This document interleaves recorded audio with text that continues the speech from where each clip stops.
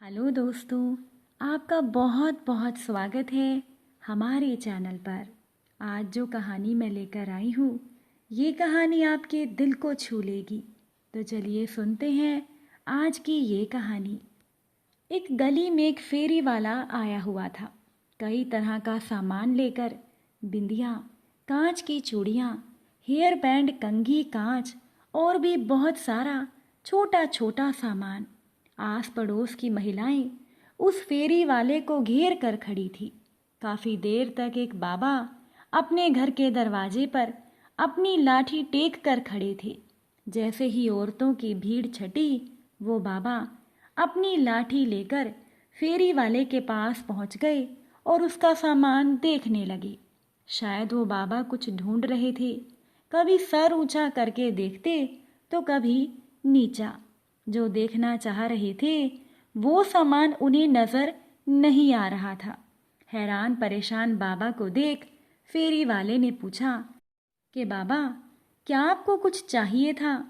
बाबा ने उस फेरी वाले की बात को अनसुना कर दिया और फेरी के ही चक्कर लगाते रहे कि कहीं तो दिख जाए वो सामान जो वो देखना चाहते थे। फेरी वाले ने दोबारा पूछा कि बाबा, कुछ चाहिए था क्या? अब की बार बाबा ने फेरी वाले से कहा, हाँ बेटा, चाहिए था। फेरी वाले ने कहा, मुझे बताइए, मैं ढूंढ देता हूँ। बाबा ने कहा, मुझे बिंदिया चाहिए। फेरी वाले ने पूछा, बिंदिया क्यों चाहिए बाबा? तब बाबा ने अपनी पत्नी की तरफ इशारा करते हुए कहा, अरे, मेरी पत्नी के लिए मुझे बिंदिया चाहिए। बाबा का जवाब सुनकर फेरी वाला हंस दिया। फिर फेरी वाले ने पूछा, आपको किस तरह की बिंदिया चाहिए? बाबा ने कहा, बड़ी बड़ी गोल लाल रंग की बिंदिया। फेरी वाले ने बिंदिया का पैकेट निकाल कर बाबा को दिया और कहा, ये देखो बाबा, ये वाली ना। बाबा का जवाब था, अरे नहीं नहीं, ये वाली नहीं, बिल्कुल लाल रंग की बिंदिया। फेरी वाले ने दूसरा पैकेट निकाल कर बाबा को दिखाया। तब बाबा ने कहा, अरे, तुझे समझ में नहीं आता क्या? मुझे बिल्कुल लाल रंग की बिंदिया चाहिए। फेरी वाले ने सारे पैकेट निकाले और फैला कर रख दिए और कहने लगा कि आप खुद ही देख लो बाबा, आपको कौन सी बिंदिया चाहिए। अब बाबा ने अपने कांपते हुए हाथों से बिंदियों के पैकेट को इधर उधर किया और उसमें से एक पैकेट निकाला। कहने लगे, हाँ हाँ, ये वाली बिंदिया। बाबा के हाथ में बिंदिया का जो पैकेट था वो देखकर फेरी वाला हंस दिया, क्योंकि बाबा ने मेहरून रंग की बिंदिया उठाई थी। बाबा ने पूछा, ये कितने की है? फेरी वाले ने कहा, 10 रुपए की है बाबा। कीमत सुनकर बाबा का दिल बैठ गया। फिर बोले, ठीक है, मैं अभी रुपए लेकर आता हूँ। और बाबा अपने घर की तरफ चल दिए। बाबा को अपने घर में से अपनी बहू आती हुई दिखाई दी। बहू को देखकर बाबा ने कहा, अरे बहू, जरा 10 रुपए तो देना, फेरी वाले को देने हैं।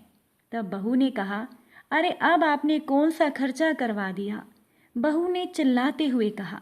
बाबा ने कहा, अरे तुम्हारी अम्मा के लिए बिंदिया खरीदी है, उसकी बिंदिया खत्म हो गई थी, वो कई बार मुझे बोल चुकी है।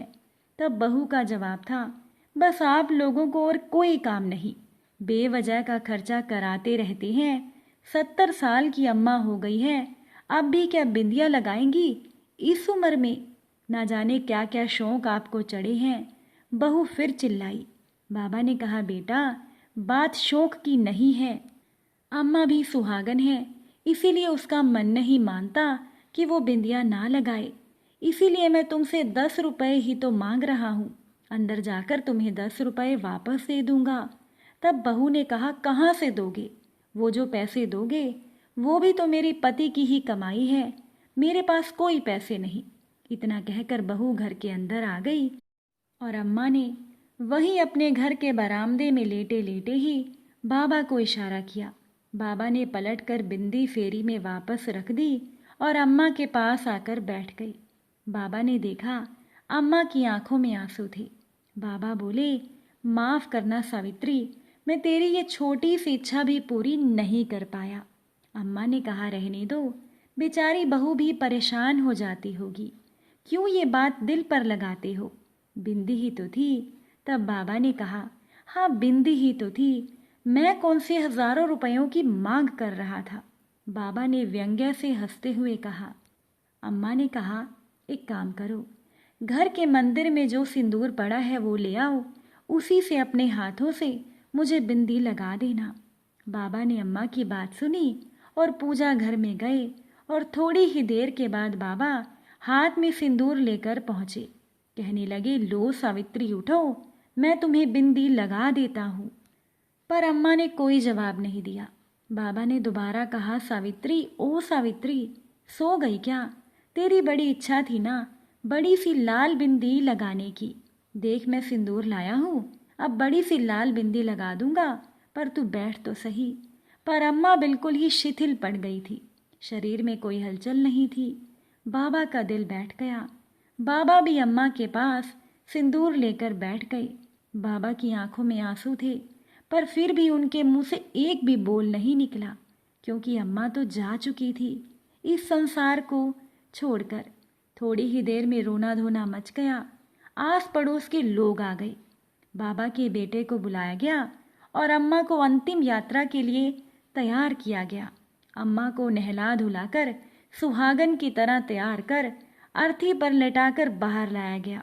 बाबा ने देखा अम्मा के माथे पर बड़ी सी लाल बिंदी लगी थी। बाबा उठे और अम्मा के पास गए और अम्मा के माथे से बिंदी हटा दी।